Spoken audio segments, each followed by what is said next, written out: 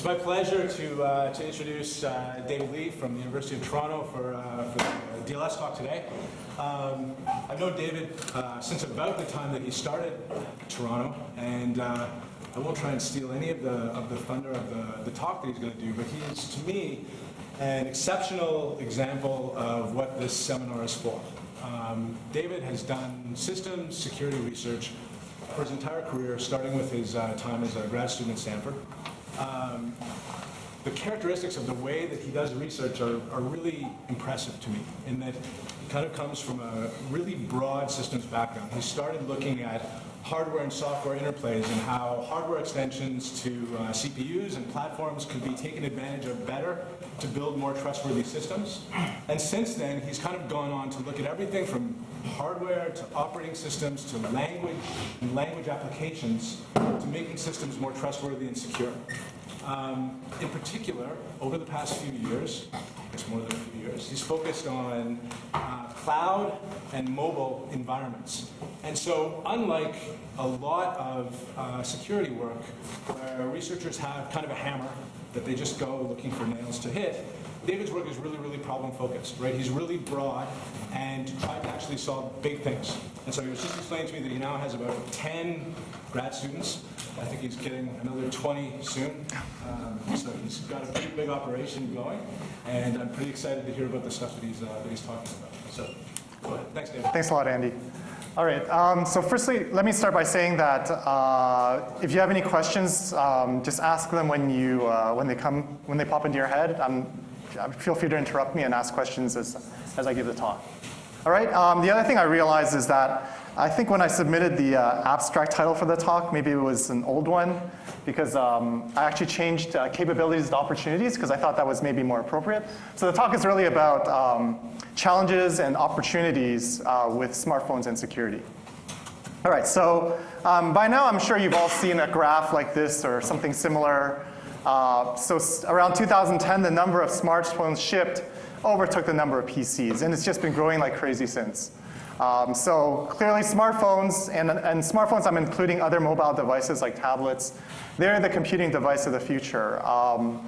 So there's less and less reason for people to own traditional PCs, and moreover in developing markets, people just don't have a PC. They're just gonna only have a smartphone.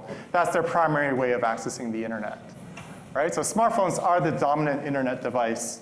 And since a lot of security threats come from the internet, I started looking at this around 2010 as well, and I thought, well, maybe we should take a look at these devices because that's where the security threats are going to be in the future. So a bit more background. So 1.3 billion devices shipped in 2014, so that's a lot of devices. These phones, even though they are tiny and you think of them as weak, they're not really all that weak. A lot of them have hardware that would be similar to a PC from a couple years ago. You see a lot of them have quad-core processors now. They have dedicated GPUs and other hard blocks that allow them to do things like video decoding, compression, and encryption pretty much as efficiently as a traditional PC platform that has to do it in software. The storage on these devices is also increasing, so it's not uncommon to see 32 gigabytes of space storage on them, and that's going to continue to scale as the price of storage decreases and the amount of storage you can get for the same amount of dollars scales up. And also, perhaps the biggest story is the increasing ways that you can use these mobile devices. So mobile payments is something that people have been talking about for a very long time already. And we see some offerings starting to come out with things like Google Pay, Apple Pay. Health monitoring is around the corner, starting with these various devices. So if you looked at the news from CES this year, that's the Consumer Electronics Show, see that there's a host of new gadgets you can buy that can monitor your health, your heart rate, the amount of steps you've taken, the amount of miles you've walked, your activity, blood pressure. And this is just only going to be a trend. So Toronto is a big medical school. There's a lot of people there working on medical devices that you can wear to help with the aging population, right? So we're in the stage where the baby boomers are getting into their 70s, and they're going to need more health monitoring. So we're talking about remote health monitoring for doctors and also remote drug delivery devices. So you can get your insulin and the insulin dosage adjusted remotely. Even things like chemotherapy can be administered remotely, or so people say in the future, right? And a lot of that's going to go through the smartphone as a communications device, because the thing that you're wearing is not going to be able to talk to the internet directly. It's going to need the help of some device that you have with you, and the smartphone is the perfect thing. And we already have a lot of location-based services. So these devices know where you are all the time, and people are increasingly comfortable with that. You can see a history tracker that tells you everywhere that you've been. So these things are all security sensitive, especially the last three. I hope you can see that they're all security and privacy implications with those new capabilities. So the takeaway here, if you want to stop right here, is that these devices pose both new opportunities for improving people's lives, and I'm also going to talk about how they can improve the actual security and privacy for people, as well as challenges, because we're going to use them in ways that make security very important. So we need to secure these devices as well. So specifically what I'm going to talk about is just a couple things that I've been doing with my students in my lab to address those two things, opportunities and challenges. So one of them is gaining a deeper understanding. So my vision is that we're going to do three different things to improve smartphones and security. One is, first, we want to gain a deeper understanding of the security, design, and mechanisms that are embedded in these smartphones. And what do I mean by that is that smartphones are a new device. The operating systems that run on them are quote unquote new. They're different from previous operating systems. And because they're new, people have kind of learned from their mistakes in the past, right? So one example is that smartphones have better security features. But one question you might want to ask is, are they really better? And so one of the things we did was we built a system called PScout to understand a particularly new security mechanism in smartphones called permissions and see how well they work. All right, so I'll talk a bit about that. Another challenge is securing these smartphones, protecting them from attack. So the graph on the left is a graph. You can't really see the numbers, but this is showing the growth in the number of applications on the Google Play Store. And so that last bar there is about 1.75 million applications in the Google Play Store. And you can see that this graph is super linear, right? It's still growing. It's still on the upward trend. Now, the graph on the right has a similar shape, is the number of unique pieces of malware detected by Sophos, which is a security company. Again, you can't see the numbers, but the top one there is about 700,000. So 700,000 unique malware samples, instances, across the same time period. The thing I want you to take away from this is that they're both big numbers, right? There's a lot of applications to analyze, and there's a lot of malware out there. So you can't really get away from the problem of scale.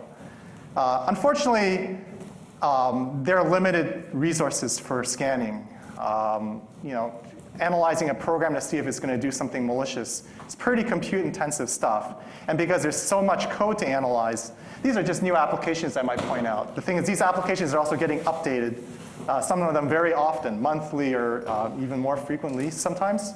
So that means you got to scan every update to make sure it's not malicious as well. So how do we make more effective use of these resources? So I'm going to talk about some work we did called IntelliDroid that tries to only figure out what parts of the application to execute and analyze in a very detailed fashion. Quick question. Yeah.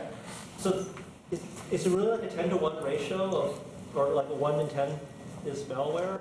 And that's kind of... I don't think you should take those numbers as absolute gospel, because certainly the number on the right is just some security firm, and that's how many they've detected. No one knows how many real pieces of malware are out there. The one on the left, so Google Play doesn't actually publish numbers explicitly. These are just from people who scrape the market and try to get an idea of how many applications are there. So yeah, I wouldn't say those numbers are absolutely correct, but the trends are probably right. And in the PC space, historically, is it, I mean, that ratio seems incredibly high to me, so I'm surprised.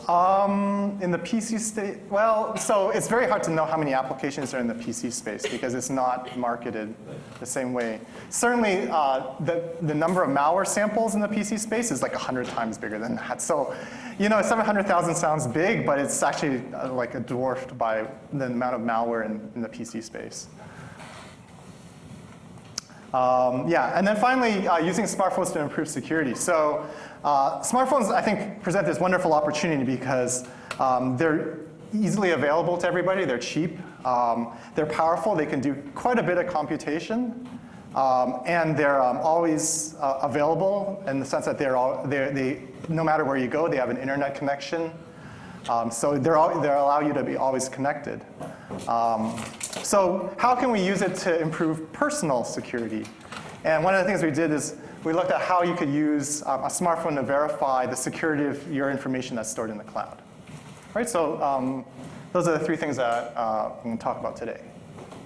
The first one, this is back to trying to understand the security mechanisms that are unique to smartphones. So this is work done by some students, CCS 2012. And it was called PScout. So let me give you a little background. So when smartphone operating systems were being created, Android, one of them, they came up with this idea of permissions. And why do we need permissions? So a smartphone has a lot more sensors than the PC. So using those sensors, it can figure out a lot more about you than a PC would know. So it gets a lot more private information, right? It has a GPS sensor, so it knows your location. There's a camera, so it can take pictures. It can record your conversations, so on and so forth. And so these are all things that if a malware were able to get to them, a piece of malware could get at them, it could also invade your privacy. So the idea was to have a permission system, which is basically an access control system. And what it does is it allows the user to control which of these resources an application can access. So it confines these third-party applications that you can load on your smartphone so that they can only do what the user or the owner of the smartphone allows them to do. And pretty much by today, it's been implemented on all major smartphone operating systems. So iOS has these, BlackBerry, Windows OS, they all have this. So since it's such a fundamental thing, it's across all mobile operating systems, and it's true for all smartphones, it looked like a good place to start, right? So a good understanding of these permission systems would be instrumental and very helpful in understanding overall what the security posture of smartphones is. So just some background. So this is what the permission interface looks like on Android, if you're not an Android user. It's pretty straightforward. You install an app. It's going to ask for permission to do a bunch of stuff. They're granted at installation time, and then as of Android 6, which is the latest version, you can now revoke permissions after installation. So you can say, oh, I don't want to give Facebook the ability to vibrate the phone or something like that, but everything else is okay. And basically, it restricts what the application can do to your phone. All right, so when these permission systems kind of came out and people realized they were there were a couple of key questions floating around the security community that we decided we wanted to go out and try and answer. So one of them is that Android in particular has a lot of permissions compared to the other operating systems. So it has 75 different permissions that applications can request, and conversely, 75 different permissions that a user potentially has to make a decision about whether to grant or not. And that's a lot of permissions, right? So one of the questions was, do you really need all 75 of them? Are they really all independent, or are they redundant? Is there some overlap between them? How complex is the Android permission system? So are the APIs related to each other, and how are they related to permissions? So if I want to do something, what's the relationship between the things I can do and the permissions I need to request? Right? And how have they evolved over time? So perhaps this is the most interesting thing is longitudinally, how has the permission system changed over time, and are there trends that we want to keep an eye on? All right, so now the first problem we faced before we could even do this study was that you couldn't, around 2011 when we started looking at this, you couldn't know what you needed permissions for to do something. So if you wanted to make an API call in Android, it was very hard to actually figure out what permissions you needed. So there were other groups that looked at this and concluded that it was pretty bad. There was a group at CMU that actually read through all the Android documentation at the time, and they said they found something like 50 APIs that were actually documented to need permissions, and that didn't make any sense because there are like 75 of these permissions, right? So it was pretty incomplete at the time. So before we can even do that, we needed a way to figure out what permissions were needed for which API calls. This is a little bit harder than it sounds because Android by then was already pretty big. It was 3.4 million lines of code. It's probably north of 4 or 5 now. So we needed a way to scale across a reasonably large size code base to extract this information, but at the same time it still had to be accurate. So this became an exercise in finding the right abstraction for that. Turns out you don't need to be very precise for this. For these purposes, you can use a pretty lightweight context and sensitive call graph analysis. So Android's composed of a bunch of services or programs. We do a context and sensitive analysis of each of them to get the call graph. Then we identify where permissions are being checked, and there's a couple ways that can happen. Because Android depends heavily on IPC between the services, you just extract that IPC and add that in as call edges, and then you do reachability analysis. And then any API that can reach this permission check is basically an API that potentially could require that permission to run. All right? So there's a little bit imprecision. It might not need that permission on every execution, but that is a potential permission requirement for that API. So given that, we extracted that, and now we have that data set. Because it's static analysis, it's pretty easy to do this for a bunch of Android versions, so we did that across different Android versions, so we could also do our longitudinal study. So the first question is there redundancy between these 75 some odd permissions? And that number actually changes between Android version. So what we did is we did pairwise analysis between the permissions, and we found a couple interesting things. It kind of supports what you'd expect. So the first we asked is, are there permissions that imply other permissions? So for example, if a permission checks for the presence of permission Y, does it also check for the permission of X, and how often does that happen? And this actually happens quite often. I know it's 6,000 pairs, but a lot of the permissions have nothing to do with each other. Quite often, if you have a permission that permits write to something, like the ability to write your contact list, then that API that needs that permission also needs the ability to read your contact list, because it's going to both read and write it. So that kind of makes sense, and that's really the only case where we find that relationship. Also, permissions that are highly correlated with each other. This is 90% correlated. That means they're always checked together. Android has two types of location permissions. There's a coarse location, which would just let you know the city you're in, and the fine location, which is basically GPS level precision. And again, those two are usually checked together, so there are a lot of APIs that require both of them. But they're not 100%, so there's some, you might think that if I had fine permission, I would automatically get coarse permission, but that's actually not true. There's actually a couple APIs where you can if you have fine, it's not sufficient. You actually need coarse to do it. So, but that seemed to be just maybe a programming quirk. And then in terms of permissions that are completely equivalent, there was only one, and one of them was a deprecated permission. So kind of what we concluded from this was that even though there are a lot of permissions, they actually all do something different. The system was actually designed the way you hope it's designed, that all the permissions actually protect a very narrow section of functionality, and that they all protect a different narrow section of functionality. Question? Yeah. So given that iOS has very few permissions compared to Android, why would 13 or 15 permissions in iOS would be sufficient for approximately the same functionality as in Android? And Android needs 70 plus permissions. Right. So, so why does iOS have fewer permissions but seems to be able to accomplish the same thing? So, so I don't have data on iOS. This is speculation, but what we do see when we actually compare. So there was another study I won't talk about today where we compared the permissions. It looks like what Android does is it just takes a certain amount of permissions that would be a single permission in another system like iOS or Windows Phone and cuts it into finer grained permissions. So I'll have an example later on, but there's like, for example, the Bluetooth permission. There's a Bluetooth admin permission and just a plain Bluetooth permission. So some of the things you need to do with Bluetooth, you need to have Bluetooth admin, and some of them you need Bluetooth permission. So it's just finer grained cutting. So in security, we have this thing called least privilege, right? Principle of least privilege. So in theory, having finer grained control supports that principle because it means that I can only give permission to these sets of things and not these other things. So if that application is compromised, the attacker can only do those things, and these other things they don't have access to, right? So in theory, it should be good for security to have more permissions. But one of the slides I'll talk about will say that there's a con to that as well. All right. This slide is a histogram, and it's basically supporting that same statement.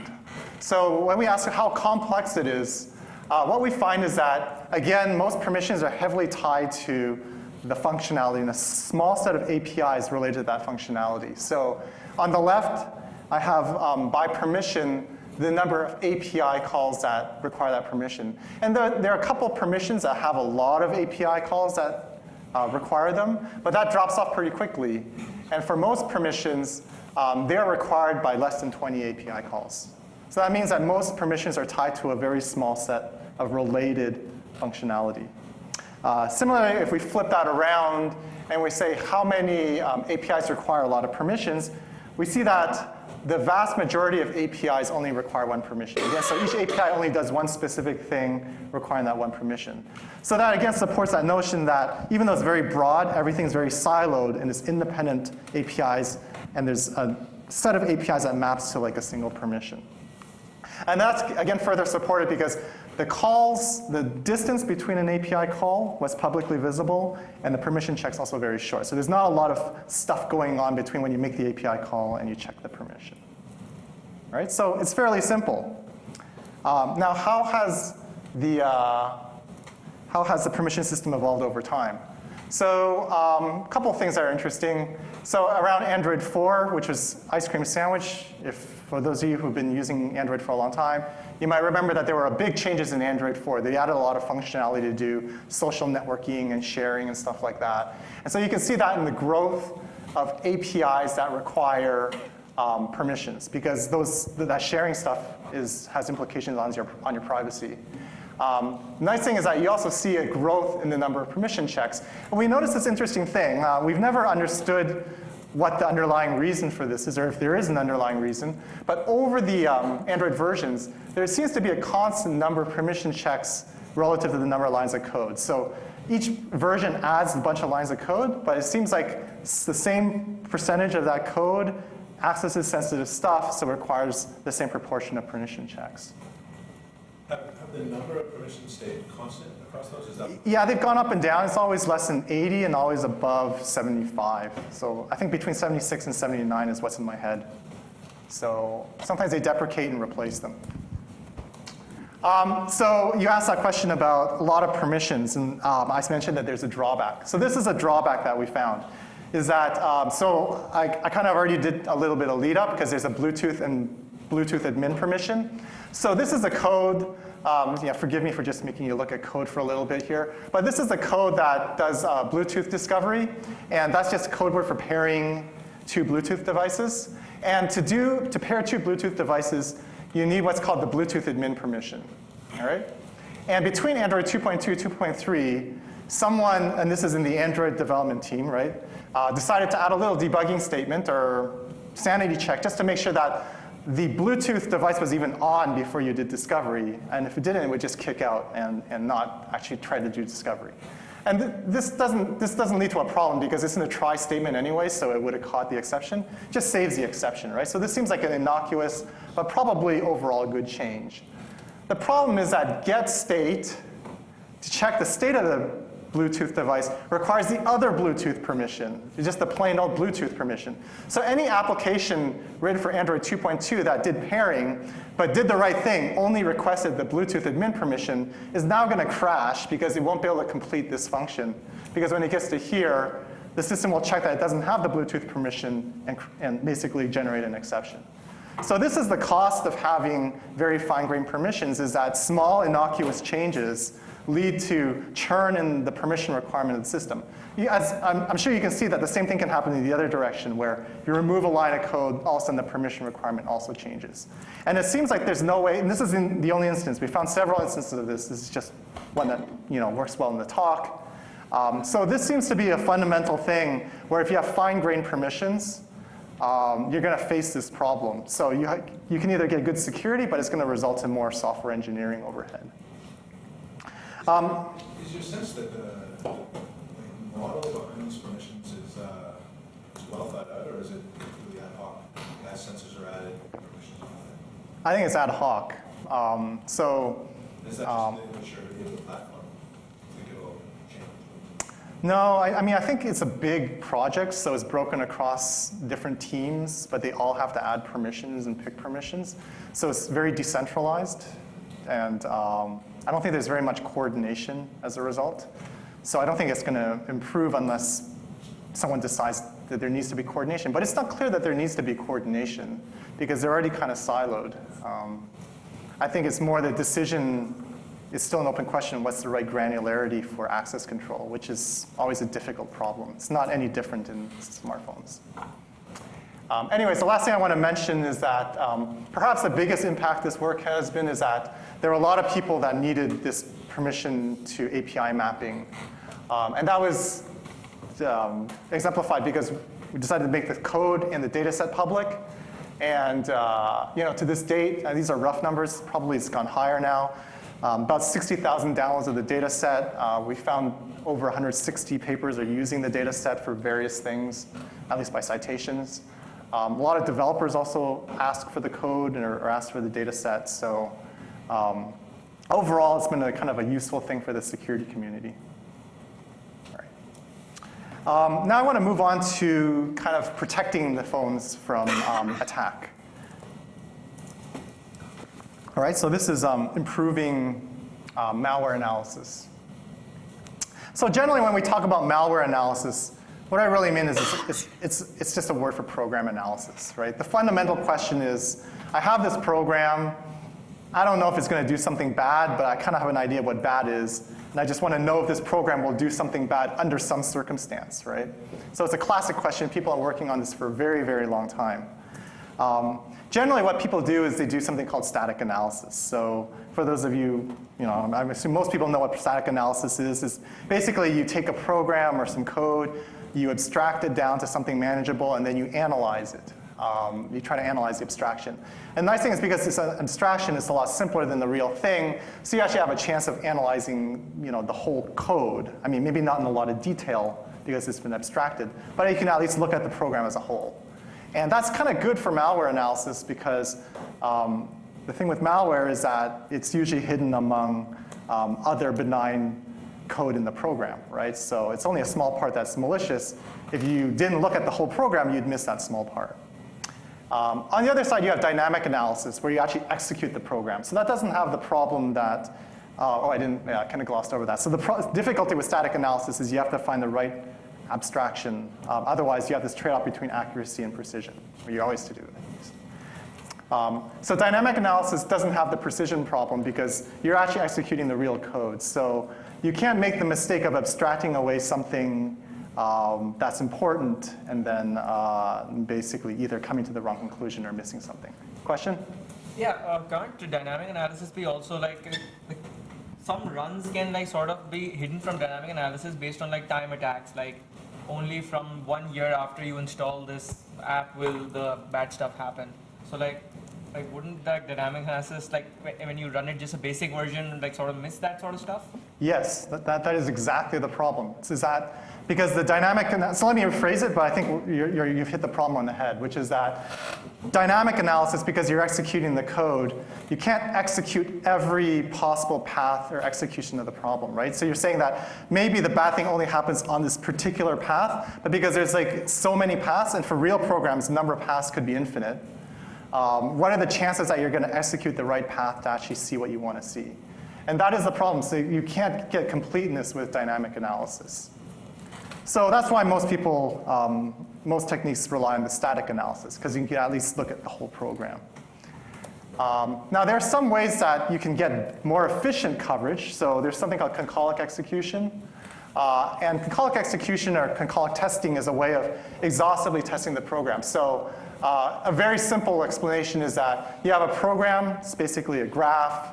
I might execute one path of the graph, then I find a different path, a part of the graph to execute, and then so on and so forth. And so I can exhaustively find all the paths in the program to execute. It doesn't solve the exhaustion problem. You still have to execute every path, but at least it's better because you're not executing the same path more than once, right? You generate inputs that will execute a different path through the program every time. So you can get good coverage, and this is great for testing when you want to test the whole program to find something bad. But the insight here is that it's not good for security or malware detection because, again, in malware detection, you only want to execute the malicious paths, right? You only want to execute the paths that have bad things.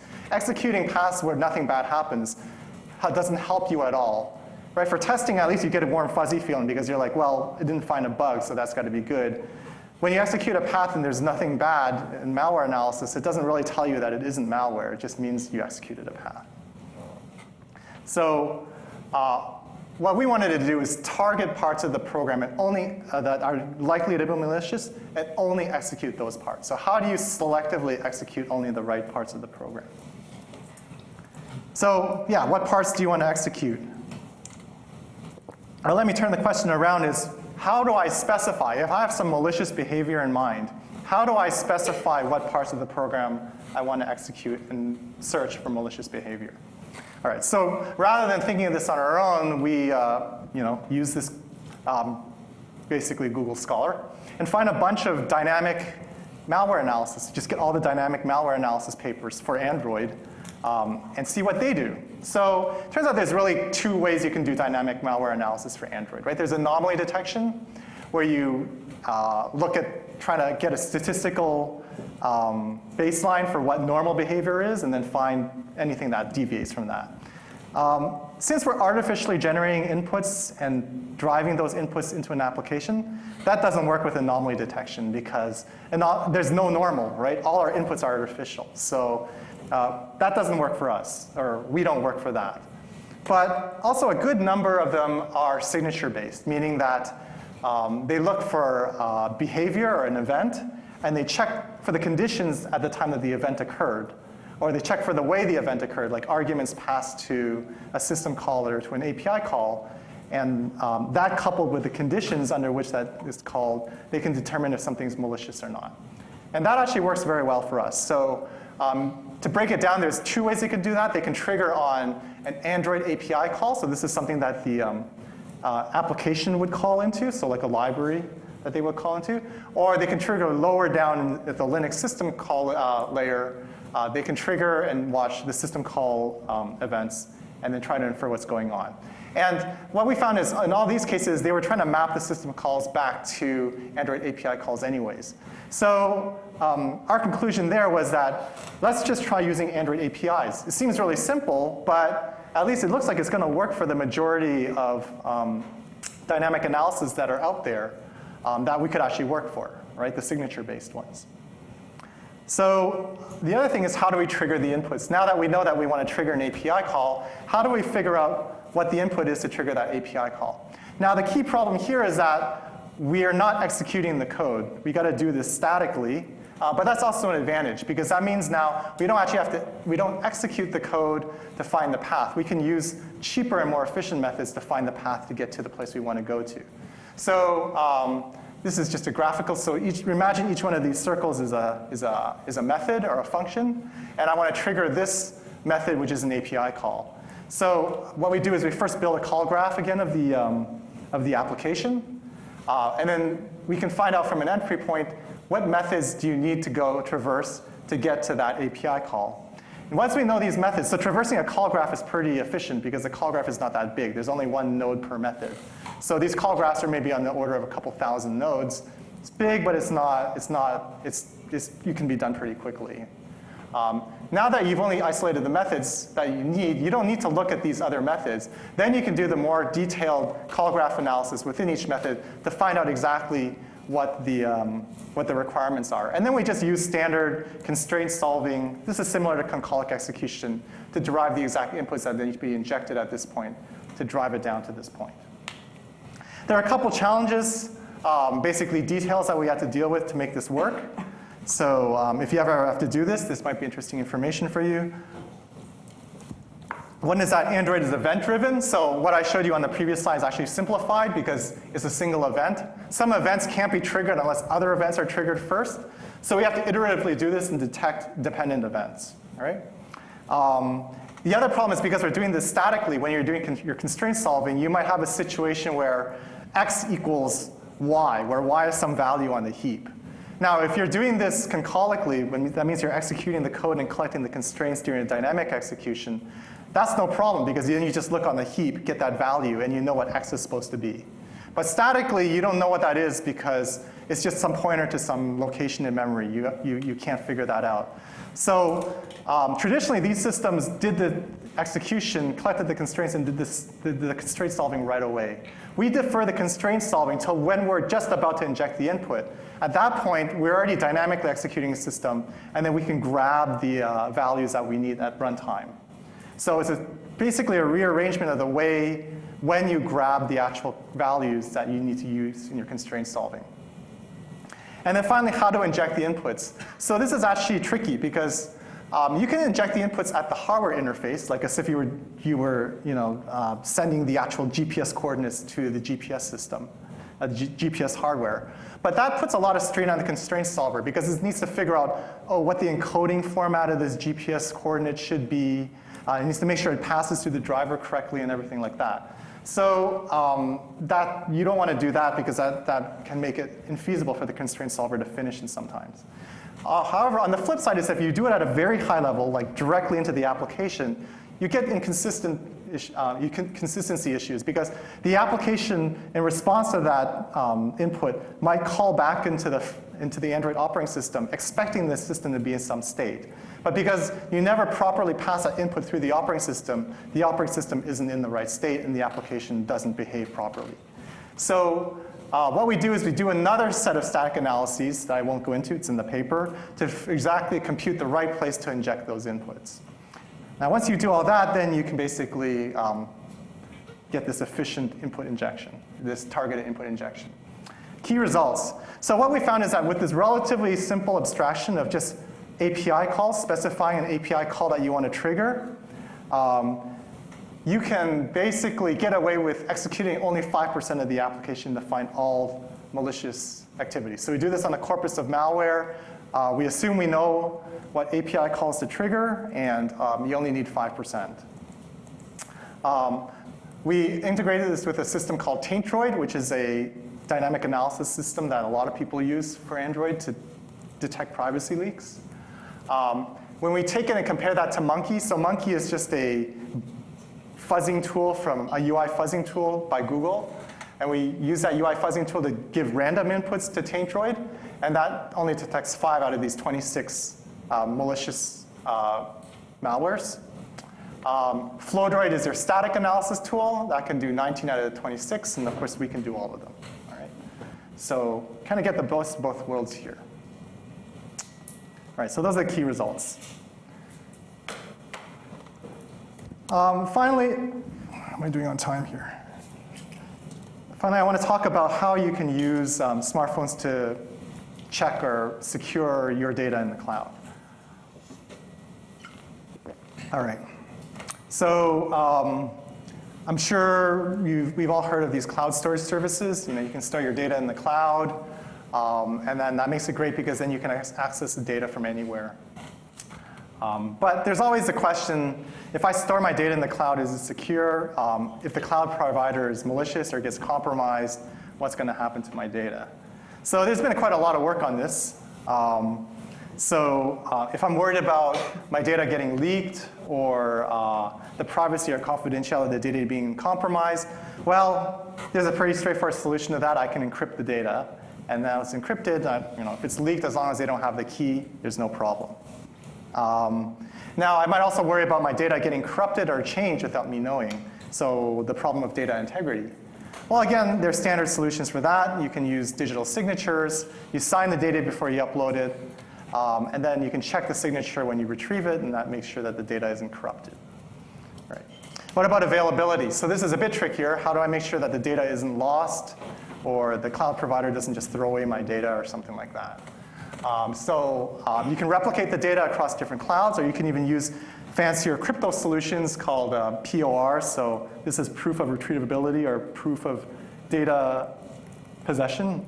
Should be PDP. So these are fancier crypto techniques that can probabilistically prove that data hasn't been lost.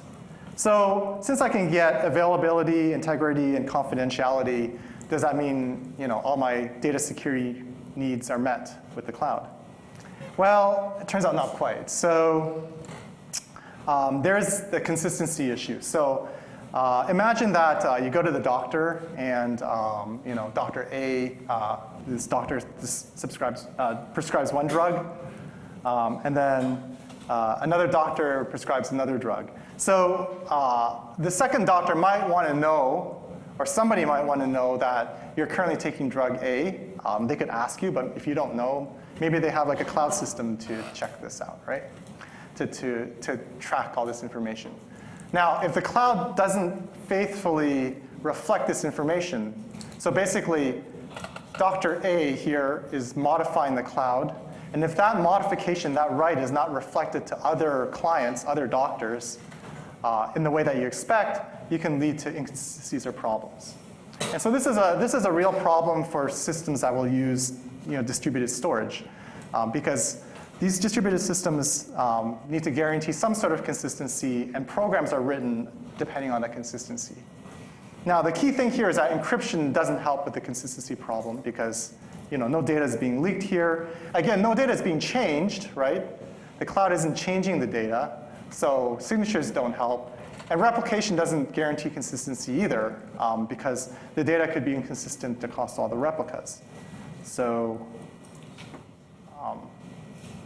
how do you solve this? So just a little background on consistency. Consistency basically defines, or is a specification of how data is going to be made available to other clients in a distributed system. There's different types of consistency. So for example, you have strong consistency, where if data is written, then it's immediately made available to everybody else. You have what are weaker forms of consistency, like eventual consistency, which says that once data is written, at some point in the future it's going to be made available, but it's perfectly OK for clients to read stale data, and more something in between, like causal consistency. All right. So what's the solution to this? Well, you can audit, and that's what some proposals do, is that both the clients, in this case the doctors, both read and write from the cloud storage system. And at some point later on, they send all their data to a central auditor who looks at what everybody did and sees if it matches what the expectation was. But the problem is that detection is delayed. The auditing can't happen very often because it requires quite a bit of effort, because each of the clients has to send their data to the central auditor. Auditor has to take all the data, merge it together, and then check if everything was consistent. So our insight was that we wanted to take the load off the auditor and the clients. In fact, we didn't even want to have an auditor. We just said that we're going to have a bunch of these clients, and they're going to check among each other and do it in an efficient way. And moreover, at least one of them, or maybe all of them, are going to be a smartphone. Again, because a smartphone's always available, everyone has one. And so that means that users don't have to depend on another third-party service or something to do this. They can just do it with the devices they have on hand. But the challenges are that the smartphone is battery powered. So it can't do a lot of work, and it can't do it all the time. Otherwise, you're going to burn down your battery. So how are you going to deal with this? The first thing is that you got to reduce the amount of work that the clients do. And what we observed is that auditing puts all the work on the clients and doesn't really require anything from the cloud provider. So what we do is we flip it around a bit. We say, let's have the cloud provider declare the history that it observed, because it has to observe some history. So it doesn't require much more work on the part of the cloud provider. It's already taking all these requests. It just has to record what request came in that it saw in what order, and then make that available to each of the clients. And then once that's available, each client just has to check whether the history that the cloud provider gave them is A, consistent with the consistency model that the cloud is promising. So if the cloud provider says, I'm going to provide you strong consistency, then if you get a history, you can check that history, in this standard ways of doing this, to see whether the history that it supports strong consistency. So for example, if you see one client write a value and another client reads a stale value right after that, well, that's not strongly consistent, because strong consistency means that as soon as you write something, everyone should see whatever you wrote. All right? Then the other thing they have to check is they have to make sure that what they have seen in their local history matches the declared history from the cloud provider. Once you do those two checks, and if everything checks out, then you know everything's okay. All right? The difference between the declared level of consistency and the actual level of consistency is malicious, whether it's buggy. It's inappropriate behavior, so it's malicious. In our model, that would be malicious behavior, but it just means that the cloud provider is not adhering to its promised guarantee. So you can think of it as an SLA, like another thing you would add to an SLA. Are there examples of cloud providers violating that kind of consistency SLA? No, not that I know of. I mean, there are certainly cloud providers corrupting data, so the thing is, the consistency guarantees are really weak in current cloud providers, right? So it's hard for them to violate it. That's the thing. I'm trying to think about whether, like, you're framing this as a security problem, but it seems like it's also just a software correctness. Yeah, that's right. That's right. It could be a bug. Would there be value in the cloud provider taking the thing that you're saying should go on the client and just putting it on their end as a verification that the system is functioning? Yeah, we hope so. Actually, that's kind of what this is turning into a verification project as well as a security project, so we hope so. There's this work from Microsoft where they show if you could depend on different consistency properties, you could do things a lot more efficiently. So, consistency SLAs. But as far as I know, no one's really implementing them, or they implement, weak consistency, which is really like no SLA, right? So related to Andy's question, I mean, if you don't trust the cloud to be consistent with your data, why can you trust them to be consistent with your declarations of? You don't. Right. That's exactly it. You don't. Is that some sort of cryptographic thing? No, it's not cryptographic. So what it is that the cloud declares what it sees, but if it's not really what happened, then some client somewhere will detect an inconsistency, a mismatch between what they observed locally And that declaration is broadcast? and what it is broadcast. That's right. That's right. That's the trick. Okay. That's and the then trick. you have a proof that Right. says that, Right. that you can't have these Right. inconsistent projections. Right. So that you can prove, because if the cloud changes the history, but in a way that no client can observe, then it's still another equivalent legal history, right? So the trick is that declaration is broadcast, and you have to make sure everybody sees the same declaration. Otherwise, you're back to the same problem that the cloud could say one thing to one client and a different thing to a different client. So that's where the phone comes in, is that the phone acts as a role that we call an attester, and this is a standard security kind of mechanism where the cloud declares its order and timing, so that's both parts of the consistency. The attester signs that, makes that attestation, and in our case, we don't want to have direct client-to-client communication. We decided it'd be better to send it back through the cloud, so that's sent back through the cloud to all the other clients. So the attester doesn't even have to know what other clients are around. It just relies on the cloud to do all that coordination. Of course, the problem there is that the cloud could drop one of these attestations. So, the attestation is sent back, then they verify.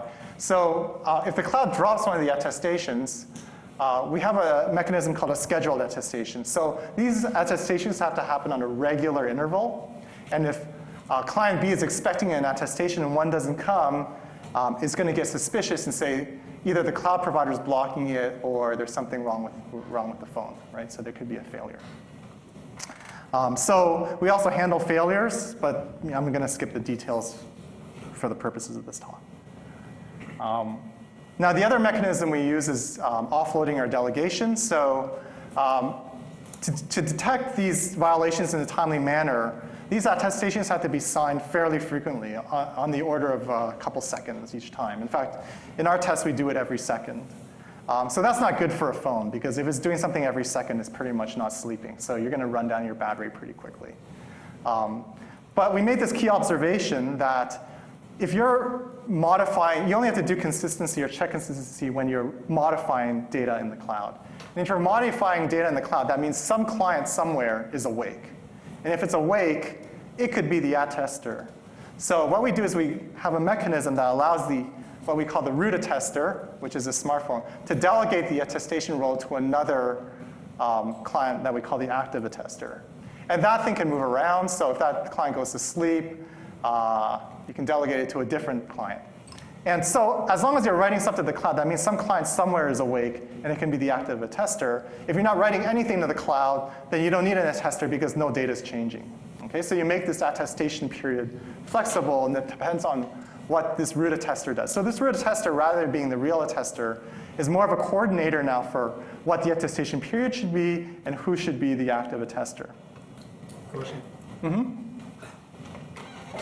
So does the root attester have to be awake all the time?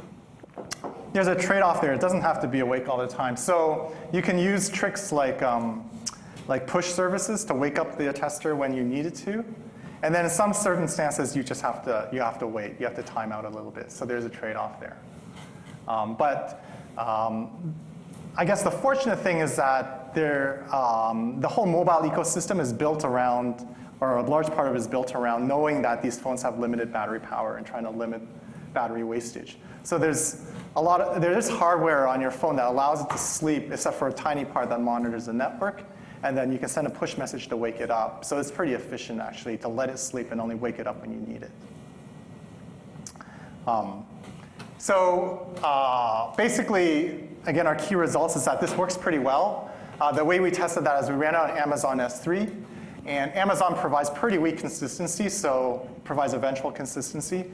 So what you can do is you can pretend that they had promised a higher level of consistency and see if you could detect violations. And we can, right? So you say... Which Amazon service are you referring to? S3? Yeah.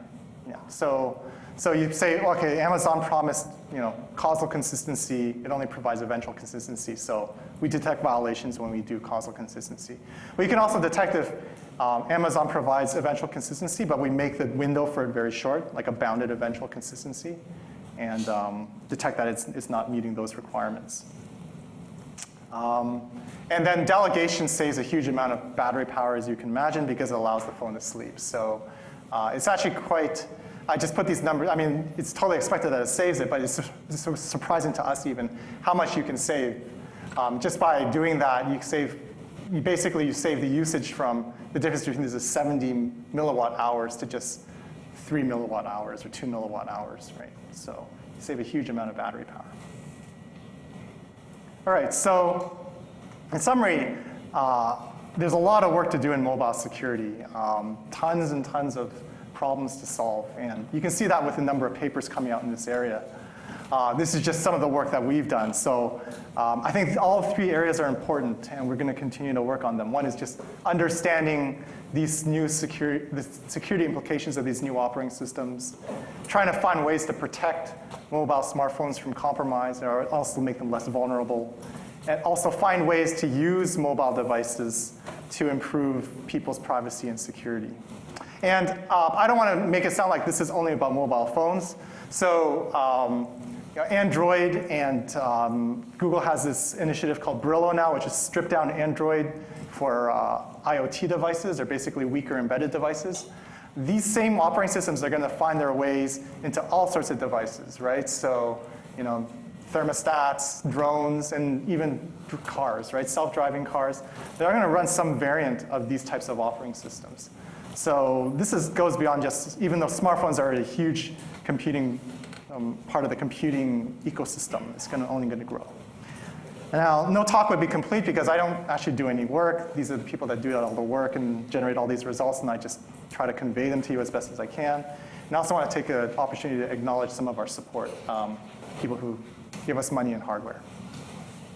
All right, so any questions or?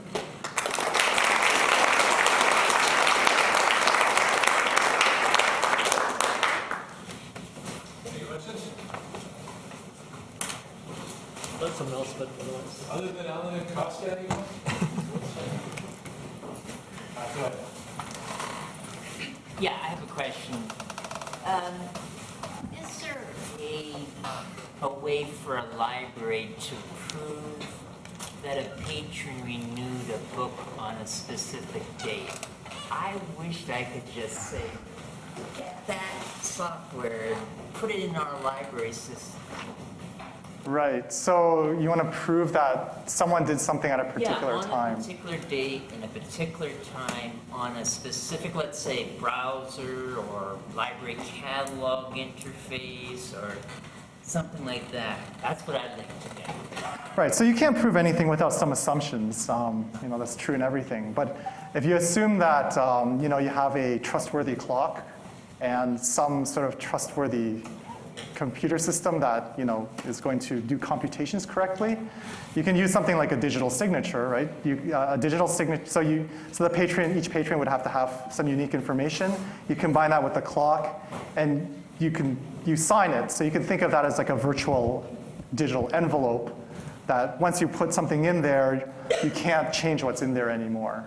And that would serve as kind of Are any libraries doing this? well, I don't know of any that do that. I wish I knew of one that definitely did that. And then I would tell my library of choice, put that in your library.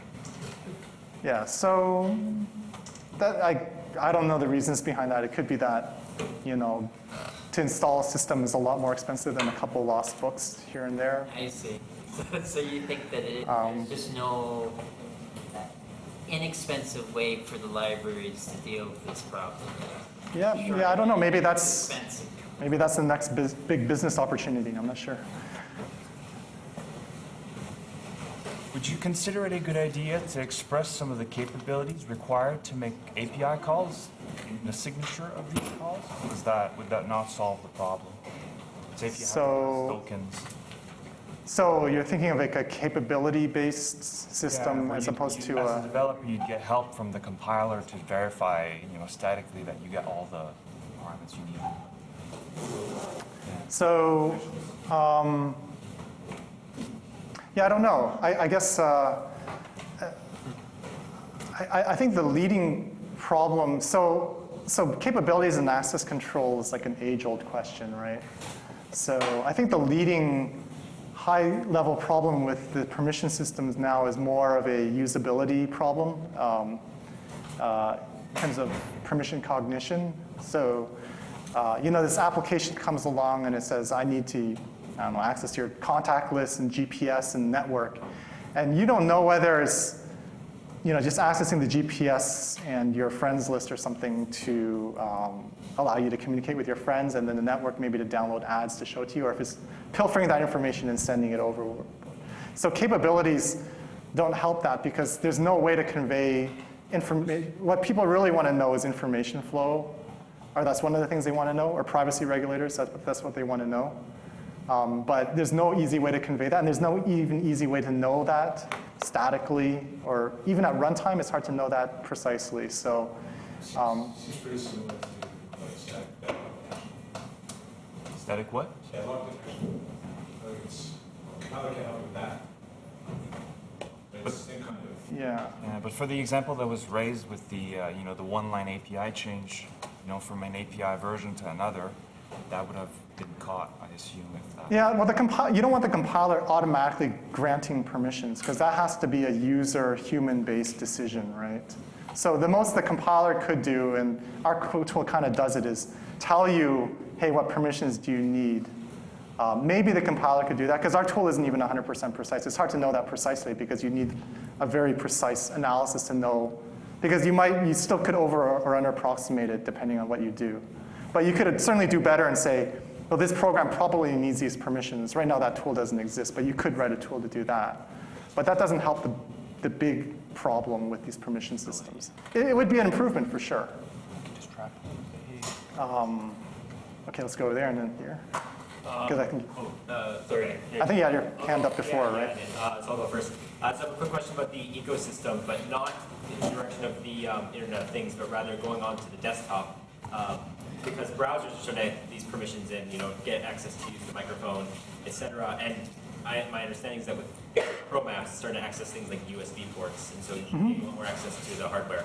Do you see similar issues emerging then on the desktop environment, or are there different challenges there? Like, will we see parallels? Yeah, I haven't thought much about it. So So I think that ecosystem is smaller now because like very few people actually install browser extensions. Like probably the people in this room do, but we're not, the average user. So yeah, I have to say there isn't much talk about this in the security academic community either, maybe which is a problem. But I think it's just that there's not much use of it, unlike mobile applications, which almost everybody installs, right? There's some statistics that show that almost everybody installs at least like on average 3 applications. So that's more of an ever-present problem. Now in terms of the similarity of the problems, I guess at a high level it's probably the same. Until we have more data, it's probably hard to say whether it's going to be different because it is, in the end, an access control problem. You have the same cognition problems as to whether the user understands what they're granting access to and knowing what the program actually does, right, with the permission. It's hard to know as well.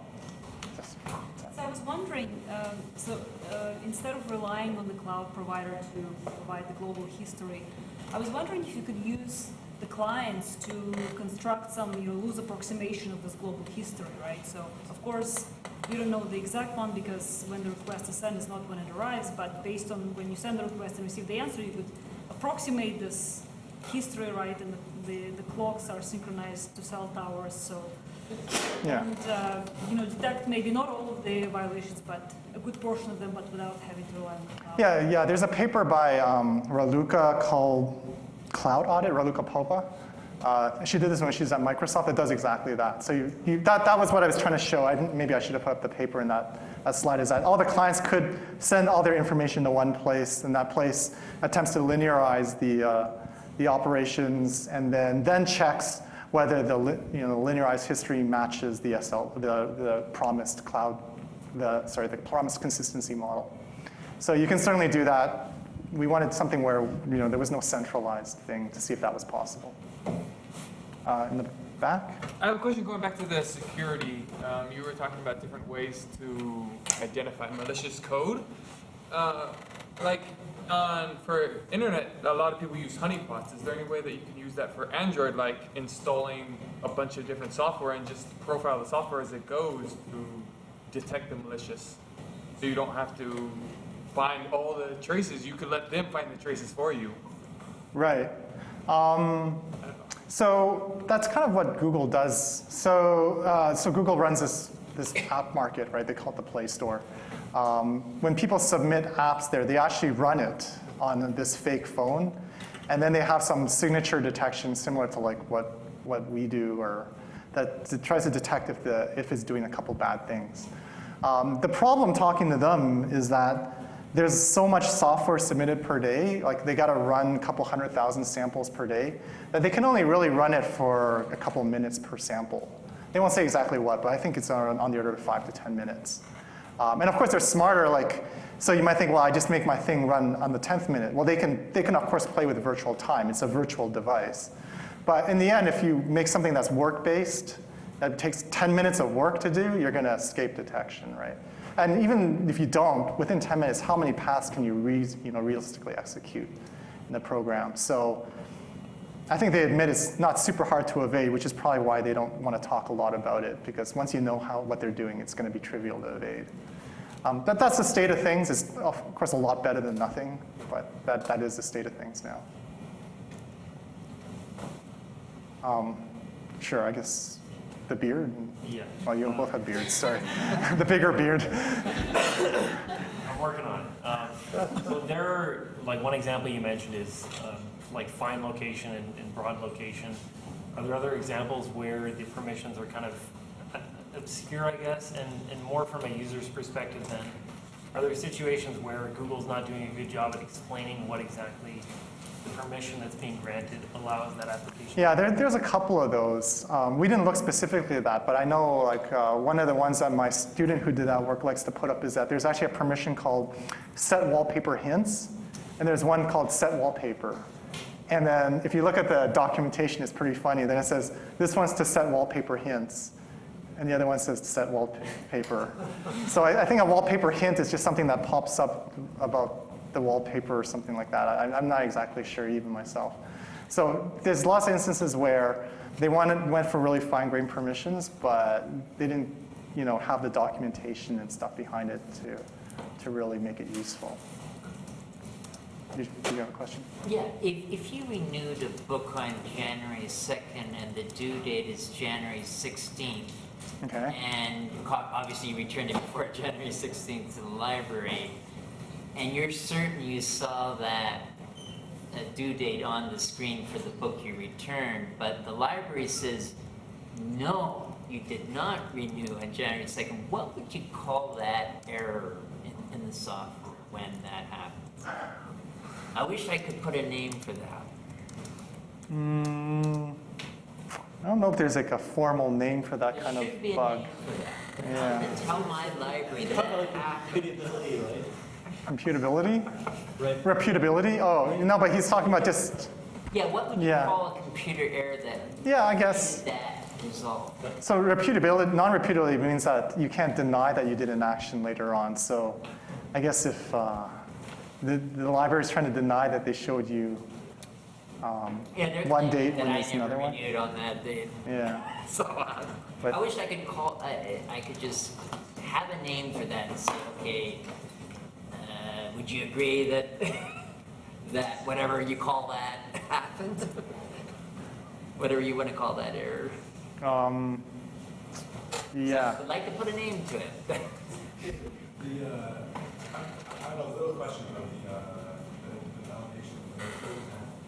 I'm just wondering, with races, like the types of races that result in consistency problems, isn't it probably the case that those are going to be like elements in a key byte store that take really high frequency access? Or like if I looked at the sort of frequency of access per key in the store, I would expect 95% of them to be accessed by one person at a time, very frequently. And the ones where consistency problems occur, right, especially where there were bug and non-malicious consistency problems, they're the ones that took high rate access from a lot of clients. Well, so consistency and like atomicity or races are kind of, they're related but different things, right? So consistency has to do with when you make the modification, but also when it becomes visible. So if something doesn't become visible in the right order or relative to other writes, or it doesn't become visible after the write delay, if you have a constraint on that, that can lead to a consistency issue even though there's only been one write. So, I totally understand. The thing I'm wondering is, if I imagine that those problems come from bugs, okay. there's a race condition normally, Okay, sorry, I misunderstood, not okay. trying to catch those bugs with your operating system. Right. Isn't it likely that the ones that exhibit the bugs have very high frequency access, but the clients have to potentially audit? Like, aren't they things like, inventory columns for very, very popular items? Yeah. Does the amount of work involved in that checking? Yeah, it certainly goes up with the length, the amount of traces. So that's a very good point. That's something we didn't study because we just had artificial traces for these things. So that's a very good point. I'm trying to think. I think the cost is linear with the number of operations, but that cost is paid several times. So we did measure the cost to do this. It's not very cheap to do the signing and the attesting, but the logic to check for consistency is not trivial. So that's where the cost is. One other question. So, presumably you're familiar with the story of the Jeep that was shut down on a highway by. Oh yeah. So Yeah, the car, yeah. Yeah. So I mean, Yeah. presumably, like we kind of expect Google's going to have a higher level of security, but are they? I mean, is one question. But number two is, say there's not malware, but it's just bugs in the software. How do we deal with these kinds of problems? Yeah, so it's interesting. A couple of things I want to respond there. So there are big, I think, deep-seated or deep-rooted concerns about security of software in things, especially like cars. I think another place where that came up was with the recent Volkswagen, I don't know, whatever you call it, the defeat device, right? So, and I guess that brings my other point, which is that you kind of said vulnerabilities are bugs. And I think that line is also blurring too because it's just unexpected behavior. So one of the things that if you read the kind of forums, when Heartbleed was announced, there was speculation like, was it intentionally put there or was it by mistake? So anything that reduces the security of something is a potential problem, whether it's intentional or not. And when you combine it with things like cars, it is a concern. I don't know the solution to this. I think one of the things that's been kicked around, though I don't know if it'll ever come to pass because of political and economic constraints, not so much technical, is to have some third-party body audit code. A lot of companies already audit code themselves before they use it, right? But they don't, it's just not, it's a private audit. It's not something that's done for the public good. But I did hear that there were calls after the Volkswagen thing to have a public, maybe even a federal, this is in the US, but a federally funded body to audit code because, you know, there's millions and millions of cars out there. Even a small percentage of them have problems because of software. It's probably worth spending some money to fix this, right? So I don't know if that answers your questions. I think I'm digressing a bit, but that, you know, that's one possible solution that I think, you know, has a possibility because the technology to do the auditing, even though it's not cheap and not very good, does exist because companies do private audits of code if they care enough about it. You can read about this, like Microsoft has a source sharing program, so if you're a big customer or you're a government, you can get source code for everything that they would sell you, so you can audit it to make sure, you know, you're good with it, that there's nothing hidden in there, well, at least that you can find. So it's already being done, and it's just more of a policy thing, like do you want to do it for the public good rather, or just leave it to something for the domain of big wealthy companies, right? So that, you know, that's one possibility. Any other questions? I have to ask, has there been ever any public audits of library catalog code that criticizes the operating systems of these catalogs? Oh, geez. You know, I know just. Do you want to just bring this one offline and go some more after the talk we're coming up on the limit?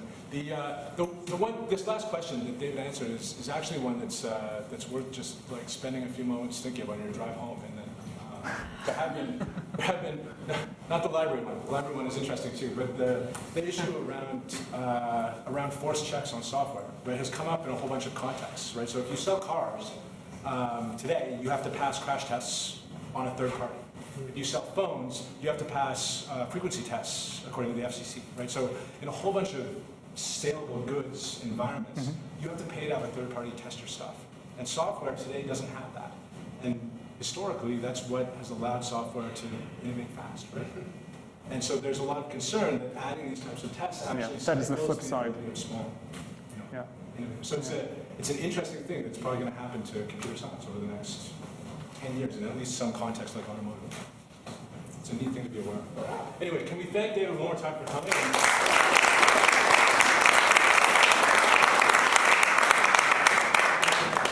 He's going to be around for a few minutes if you have questions, and thanks again.